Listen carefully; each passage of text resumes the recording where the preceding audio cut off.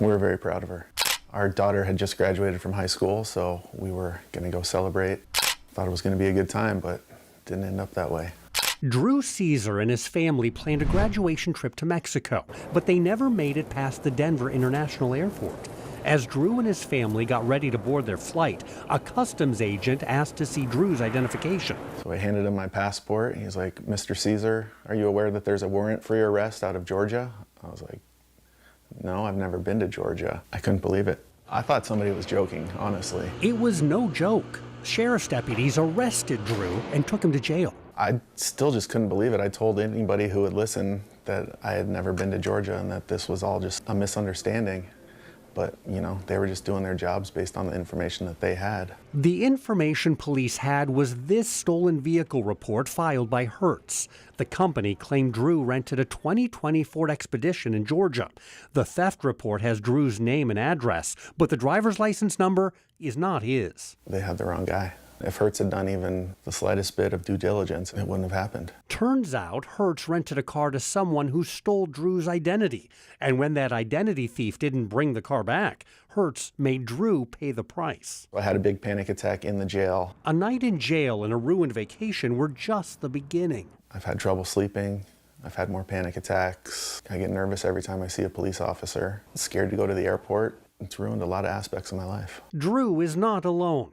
All over the country, hundreds of people claim they were falsely arrested after Hertz filed a police report involving a stolen car. Hardest moment of my life.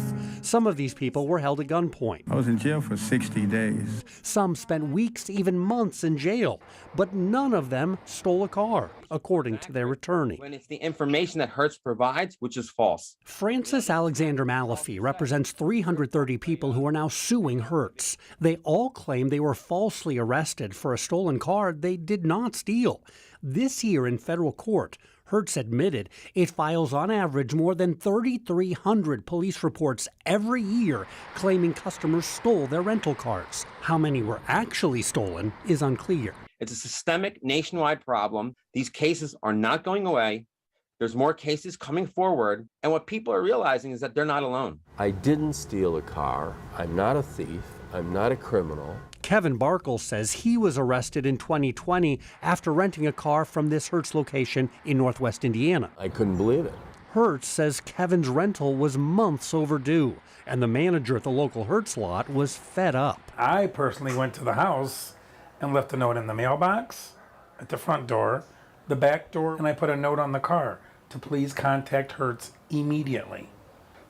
Never did. So Hertz told police the vehicle was stolen. But was it really?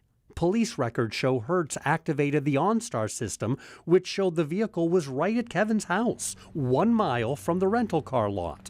And the manager says he knew exactly where the car was because it was in Kevin's driveway every time he drove by his house. 3 different times I left notes on front door, back door, on the car. So if Hertz knew exactly where the car was, why did the company call police instead of calling a tow truck? By the time you call the tow truck, he may have gotten in the car and leave. Why'd you report the car stolen? I was instructed to by Hertz, so we do what Hertz tells us to do. Hertz got its car back, and police let Kevin go without any charges.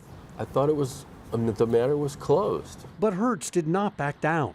Nearly 9 months after the rental car was returned, Kevin Barkle was again stopped by police, and this time charged with 2 felonies based on the same Hertz police report. He told me to put my hands behind his back. He handcuffed me, searched me. I was thrown in the back of the police car and taken to county jail. After a day in jail, months of legal bills, and a year of court hearings, all charges against Kevin were dropped. Kevin, Drew, and others are now speaking out, demanding that Hertz stop filing false police reports. It can ruin innocent lives. This is outrageous. I don't know how they undo the damage they've done to so many lives.